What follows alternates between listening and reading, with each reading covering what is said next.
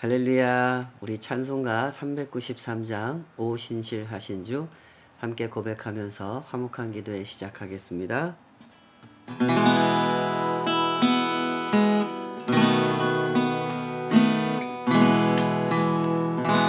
오 신실하신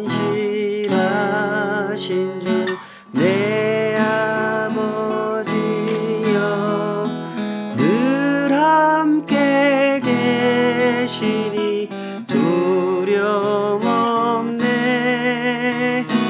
그 사랑 편찮고 날 지키시며 어제나 오늘이 한결같네. 오 신실하신 주, 오 신실하신 주, 날마다 자비를 베푸시며 일용할 모든 것 내려주시니 오 신실하신 주, 나의 구주. 봄철과 또 여름, 가을과 겨울, 해와 달 별들도 다 주의 것. 만물이 주 영광 드러내도다. 신실한 주 사랑 나타내네. 오 신실하신 주, 오 신실하신 주, 날마다 자비를 베푸시며 일용할 모든 것 내려주시니 오 신실하신 주, 나의 구주. 내 죄를 사하여 안위하시고 주 친히 오셔서 인도하네. 오늘의 힘되고 내일의 소망, 주만이 만복을 내리시네. 오 신실하신 주, 오 신실하신 주, 날마다 자비를 베푸시며 일용할 모든 것 내려주시니 오 신실하신 주,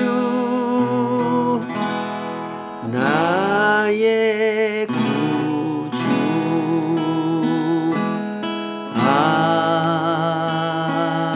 아멘. 신실하신 하나님, 주님의 이름을 높여 부르기 원합니다.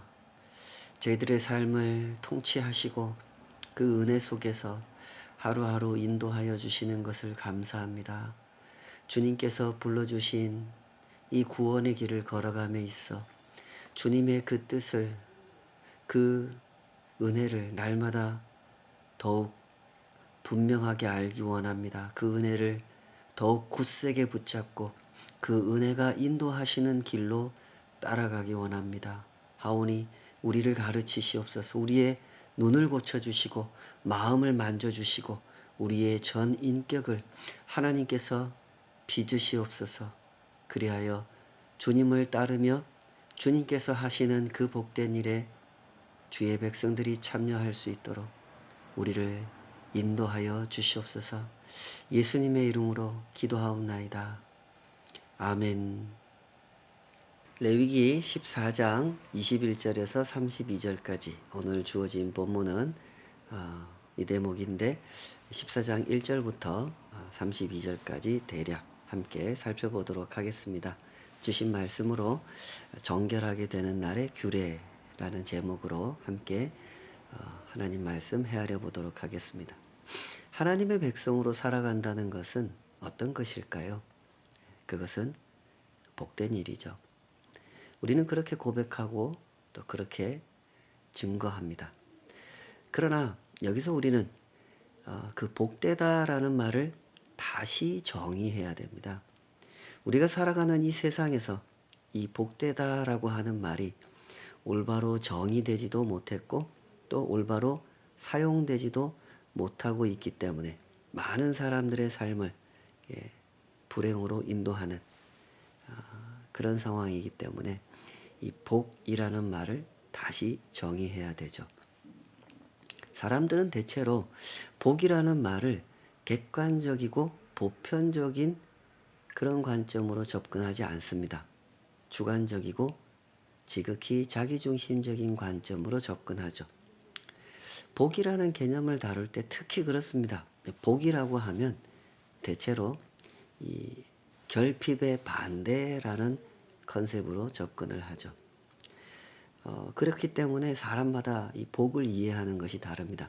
내가 생각하는 복과 네가 생각하는 복이 다르죠. 부자가 생각하는 복과 가난한 사람이 생각하는 복이 다릅니다. 가난한 사람은 자신에게 결핍되어 있는 것, 그 부를 획득하게 되는 것이 복이라고 생각합니다. 그러나 부자는 이미 자신에게 있는 것, 그 부를 복이라고 생각하지 않죠. 자신에게 없는 것, 명예라든지 진정한 우정이라든지 진정한 사랑 같은 것, 이런 것들을 가져야만 복이라고 생각합니다. 물론 모든 가난한 사람이 그렇게 생각하고 모든 부자가 그렇게 생각한다는 뜻은 아닙니다. 예외가 언제나 있는 거죠. 다만 여기서 설명을 드리고자 하는 것은 사람들이 이 복이라는 개념을 주관적이고 자기중심적인 관점으로 접근하기 때문에 올바로 그 복을 정의 내리지도 못하고 올바로 그 복을 추구하지도 못한다 하는 사실을 설명드리고자 하는 겁니다.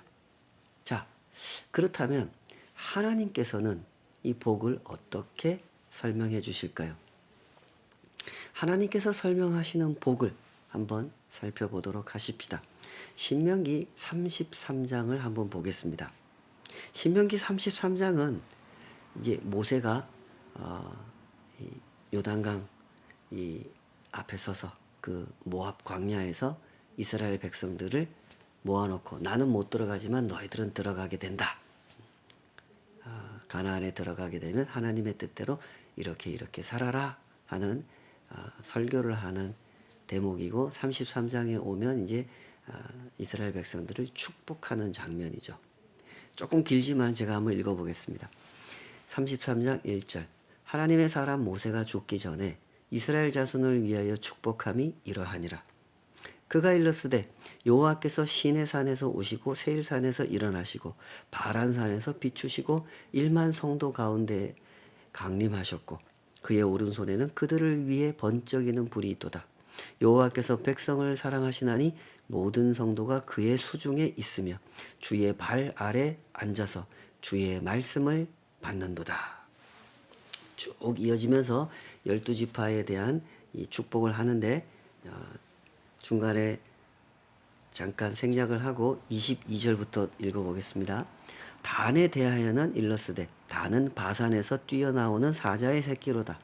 납달리에 대하여는 일러스되 은혜가 풍성하고 여호와의 복이 가득한 납달리여 너는 서쪽과 남쪽을 차지할지로다. 아셀에 대하여는 일러스되 아셀은 아들들 중에 더 복을 받으며 그의 형제에게 기쁨이 되며 그의 발이 기름에 잠길지로다. 내 문빗장은 철과 노시 될 것이니 내가 사는 날을 따라서 능력이 있으리로다. 여수르니여 하나님 같은 이가 없도다. 그가 너를 도우시려고 하늘을 타고 궁창에서 위엄을 나타내시는도다. 영원하신 하나님이 내 처소가 되시니 그의 영원하신 팔이 내 아래에 있도다. 그가 내 앞에서 대적을 쫓으시며 멸하라 하시도다. 이스라엘이 안전히 거하며 야곱의 샘은 곡식과 새 포도주의 땅에 홀로 있나니 곧 그의 하늘이 이슬을 내리는 곳에로다. 이스라엘이여 너는 행복한 사람이로다. 여호와의 구원을 너같이 얻은 백성이 누구냐? 그는 너를 돕는 방패시요 내 영광의 칼이시로다. 내 대적이 내게 복종하리니 내가 그들의 높은 곳을 밟으리로다. 이것이 모세를 통해서 하나님께서 이스라엘 백성들에게 주신 축복이죠. 모세가 이스라엘 백성들이 보는 앞에서 하나님을 향하여 이스라엘 백성들을 축복하는 내용입니다. 보시다시피 그야말로 복된 내용들로 그 축복이 가득 채워져 있습니다. 자손이 번성하고 전쟁에서 승리하고 풍요롭게 되고 하나님의 도우심을 받아 어디를 가든지 형통하게 되기를 바라는 그런 내용이죠. 이것이 복입니다.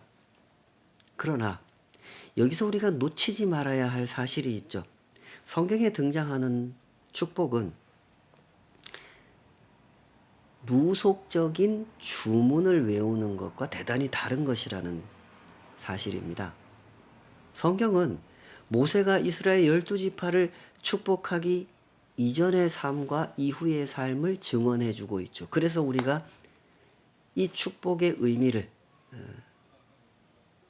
그 말씀들 속에서 재차 확인할 수가 있는 겁니다. 그 이전의 삶과 축복 이후의 삶은 어떠했습니까? 이 축복의 내용과는 아주 다른 모습이었죠. 축복 이전의 삶은 그렇다 하더라도 얼마나 불순종하고 얼마나 하나님을 노엽게 했으면 바로 가나안에 들어가지 못하고 광야 40년을 보내지 않습니까? 그것이 축복 이전의 삶이었죠. 축복 이전의 삶은 그렇다 하더라도 축복 이후의 삶은 어떻습니까? 좀 달라야 하지 않겠습니까? 그러나 아시는 것처럼 이스라엘의 역사는 결국 멸망이라는 결과로 이어졌습니다.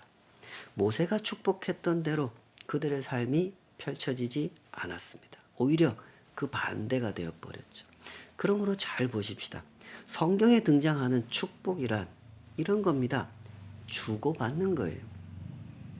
하나님과 그 백성이 인격적으로 주고받는 것입니다. 준비가 되지 않았는데도 감당할 실력이 없는데도 재물을 주거나 힘을 주거나 승리를 주거나 하시지 않습니다.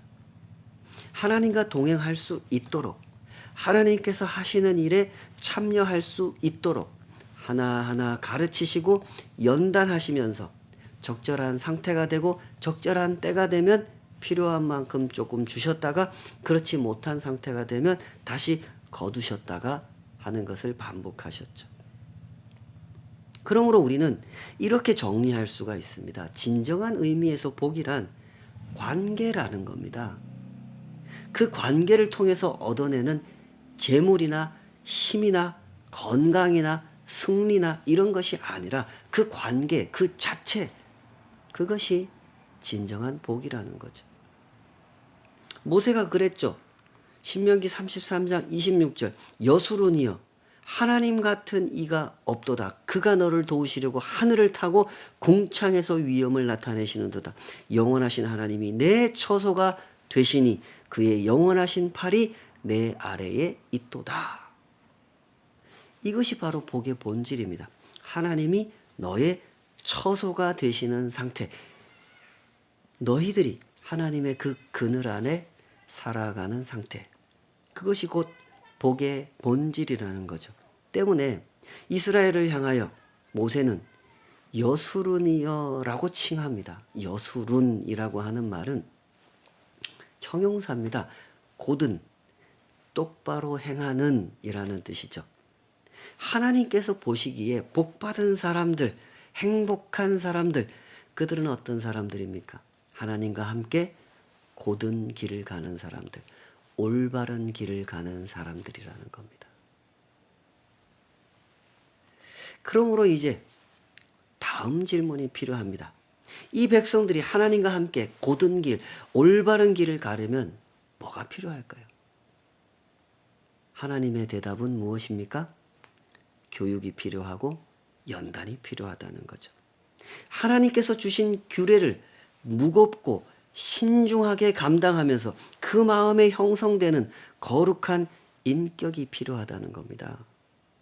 하나님의 뜻이 얼마나 선하시고 하나님의 구원이 얼마나 위대하신지를 헤아리면서 하나님께서 하시는 그 일에 참여하고 싶어 하는 인격. 하나님, 저는 하나님이 진정 하나님이신 것이 감사합니다. 하나님이 세상의 창조자이시고 역사의 주권자이신 것이 너무나 좋습니다. 하나님이 하시는 일이 좋습니다. 그 일에 저도 참여하고 싶습니다. 그 일에 참여하기 위하여 제 인격이 빚어지고 다듬어지고 깨어지고 씻겨져야 한다면 저 그렇게 되기 원합니다. 하고 하나님 앞에 나아오는 사람들, 그 사람들을 만지시고 만지시는 그 과정이 필요하다는 거죠. 레위기에서 주어진 모든 가르침과 규례가 지향하고 있는 것이 바로 이런 겁니다. 때문에 레위기 14장, 이 부정하다고 결론 내려져서 진영 밖으로 나가 살던 그 피부병에 걸렸던 사람들이 다시 회복되어 진영 안으로 들어올 때는 이렇게 하라고 설명하시는 겁니다.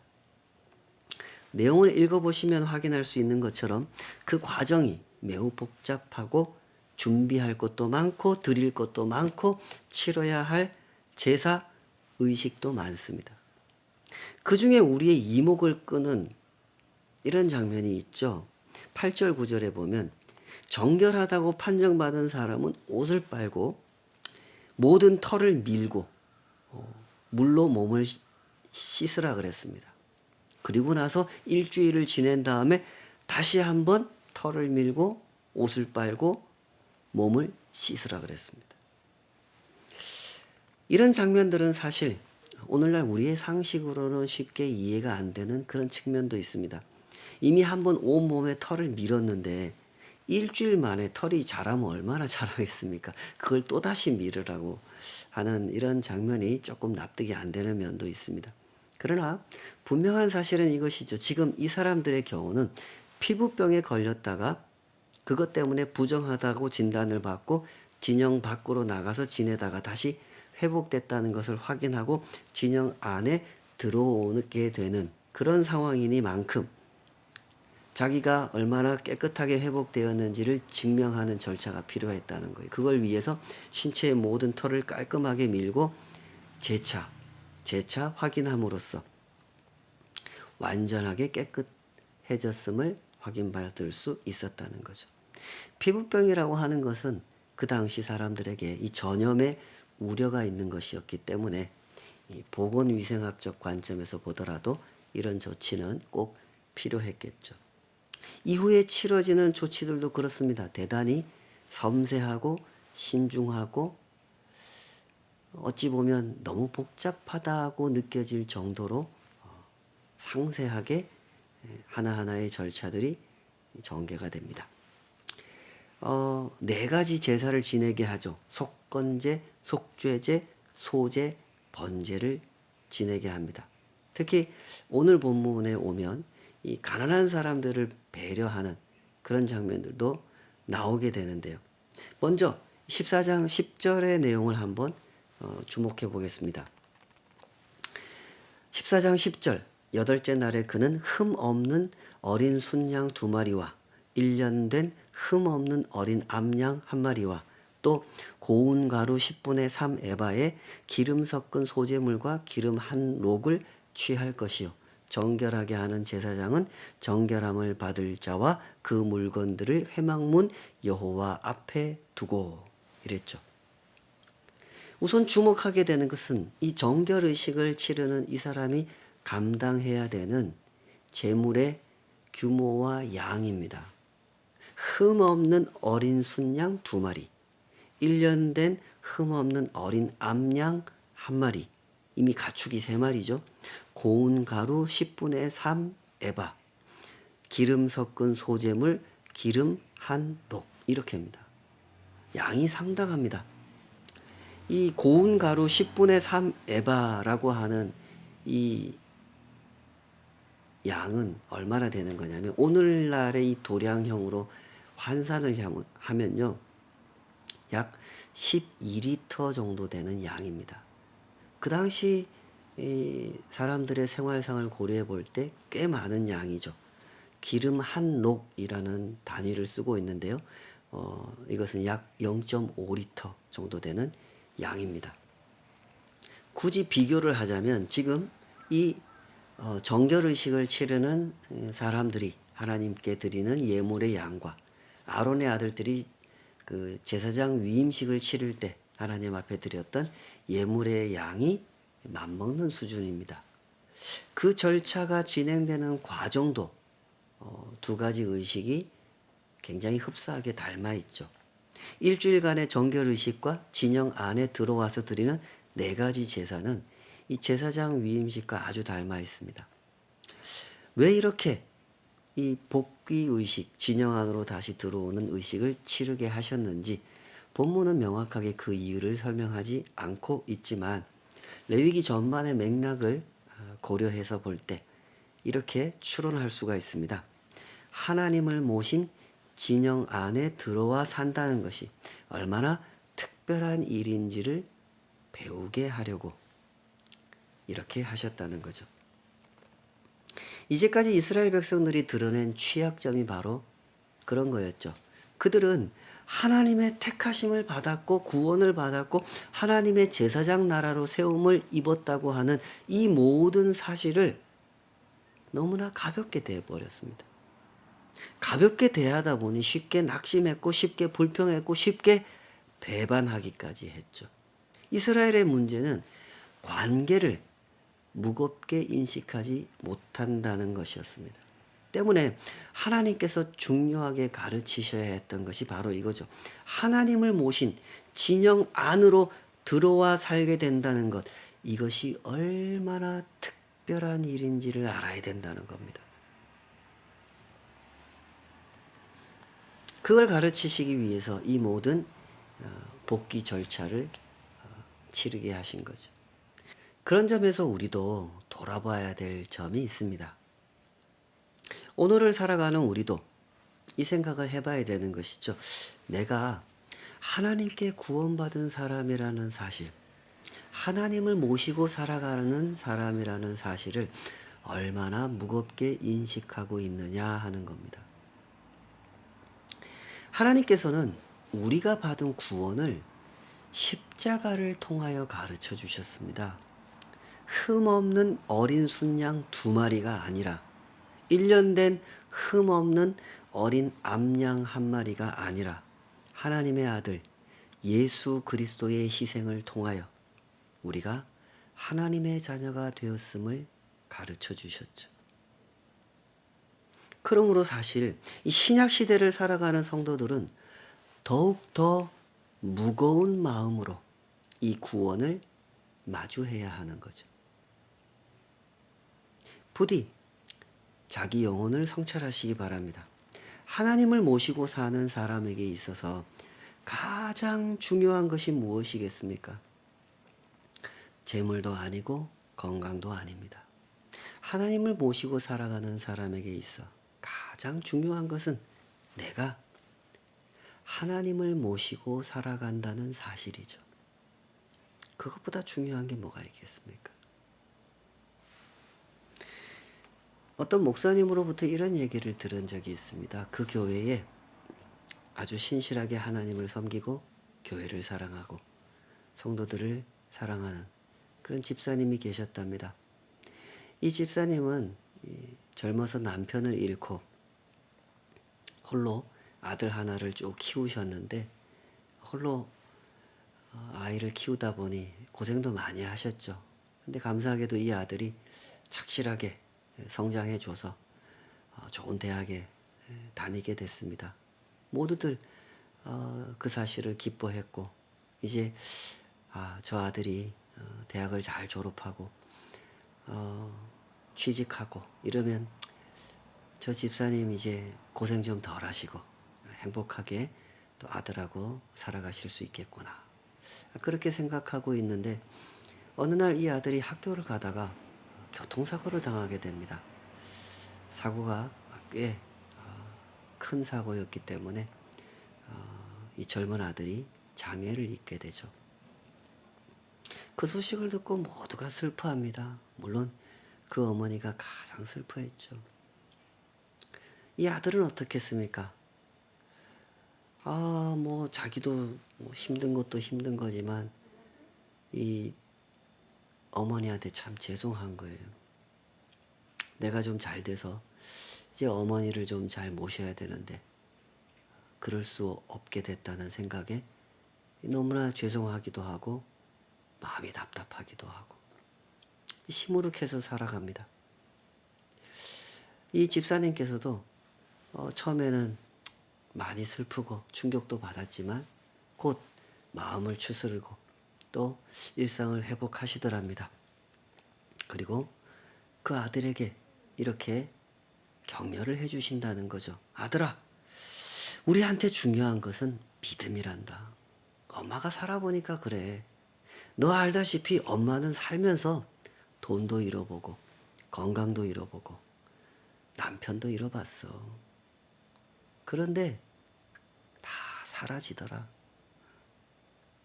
내가 하나님이 나와 함께 하신다는 믿음을 붙들고 있으니까 다 사라지더라.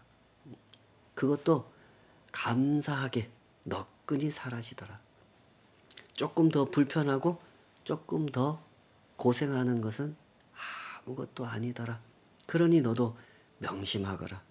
네가 지금 건강을 잃었다고 해서 절대로 못 사는 게 아니야. 하나님께서 함께 하신다는 사실, 그것만 붙들고 있으면 얼마든지 살 수 있어. 행복하게 살 수 있단다. 그렇게 격려를 해주신다는 거죠. 성도가 살아가는 삶은 이렇습니다.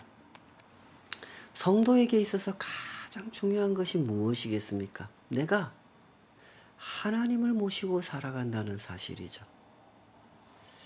이스라엘이 자주 넘어졌고 자주 미끄러졌다가 결국 멸망했던 것은 바로 이 사실을 망각했기 때문이었죠.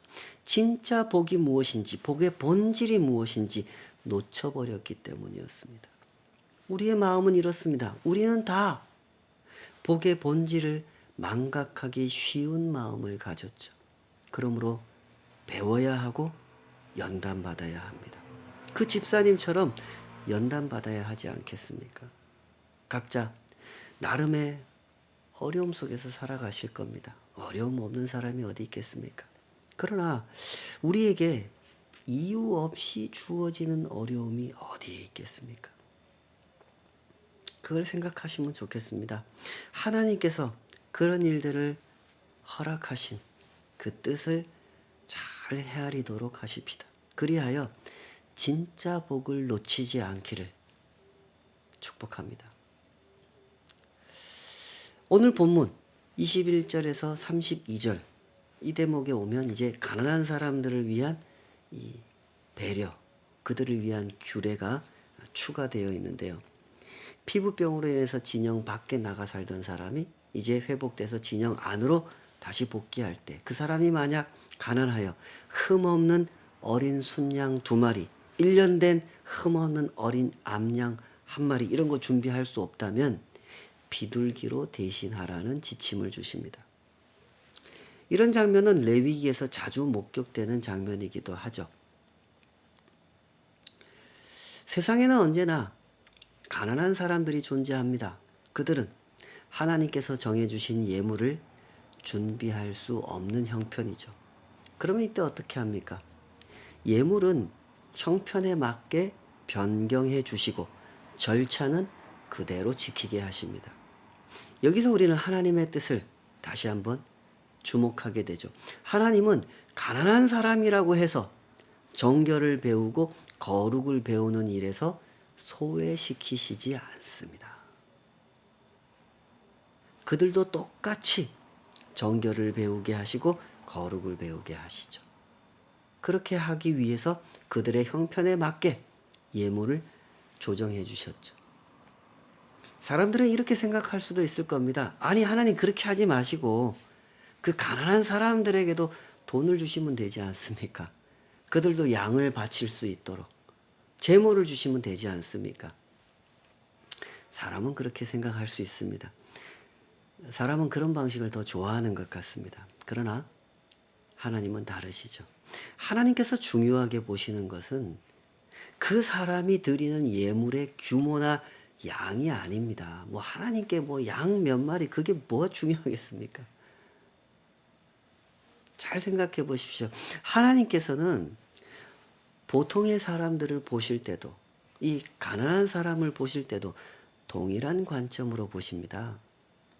하나님께서 중요하게 보시는 것은 그 사람의 경제적인 능력이 아니라 그 사람의 중심이죠.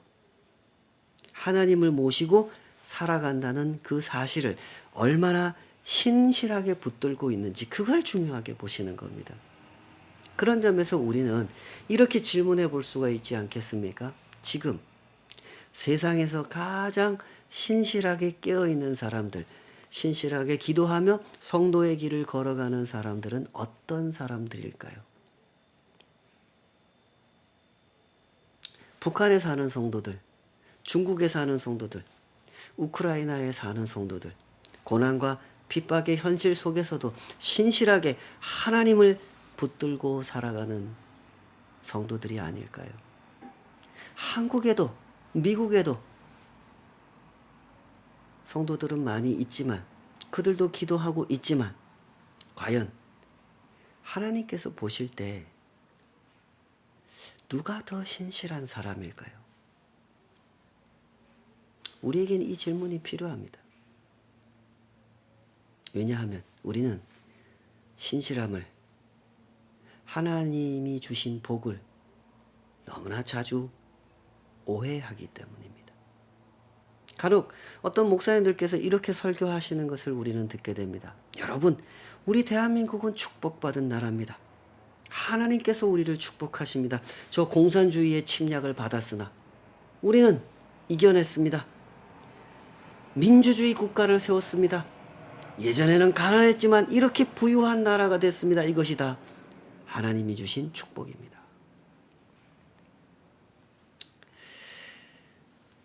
공산주의의 침략을 받았지만 이겨낸 것, 그것도 감사한 일 맞습니다. 이렇게 부유한 나라가 된 것도 감사한 일이 맞죠. 그러나 이것만으로 모든 것을 평가할 수는 없겠죠. 정직한 눈으로 우리가 살아가는 세상을 보도록 하십시다. 민주주의의 이상을 제대로 펼치는 나라가 어디에 있습니까? 대한민국이 정말 민주주의의 이상을 제대로 펼치고 있습니까? 미국이 그러고 있습니까? 세상을 정직한 눈으로 보십시다. 부유한 나라가 되었다고 해서 정의로운 나라가 된 것은 아니죠. 그들의 부유함이라고 하는 것이 사실 약한 나라들한테 뺏어온 것, 약한 나라들하고 경쟁해서 이길 수밖에 없는 그런 구조를 만들어 놓고 쌓아온 부유함인 경우가 많죠. 오히려 부유한 나라 속에 더 심각하고 더 교묘하고 더 악취가 나는 죄악들이 가득한 모습, 그런 모습을 볼 때가 많다는 것을 부인할 수 없는 현실 속에서 오늘 우리는 살아가고 있습니다. 그러므로 부디 이 번영을 보는 눈을, 가난을 보는 눈을 점검하시기 바랍니다. 참된 복은 번영 그 자체에 있는 것이 아닙니다. 오직 하나님과 동행하는 삶에 있는 거죠. 가난해도 병이 들어도 고난의 현실을 마주하며 살더라도 하나님을 모시고 살아가고 있다는 사실을 꼭 붙잡고 있다면 그 사람이 진정 복 있는 사람이라는 사실을, 참된 정결은 그런 사람들의 삶에서 발견되는 것이라는 사실을 우리가 꼭 생각했으면 좋겠습니다. 그리하여 이토록 평화롭고 이토록 풍요로운 세상에 살아가는 우리의 일상이지만 이 세상의 어두운 분위기에, 그 거짓된 문화에 물들지 않고 정결하게 하나님을 모시고 살아가는 신실한 순례길을 걸어갔으면 좋겠습니다. 기도하겠습니다. 아버지 하나님, 우리의 눈을 정직하게 하여 주시기를 소원합니다. 지금 우리가 보고 있는 것, 우리가 취하고 우리가 입고 우리가 먹고 우리가 누리고 있는 모든 것들을 정직한 눈으로 성찰하여 볼 수 있게 하여 주시옵소서.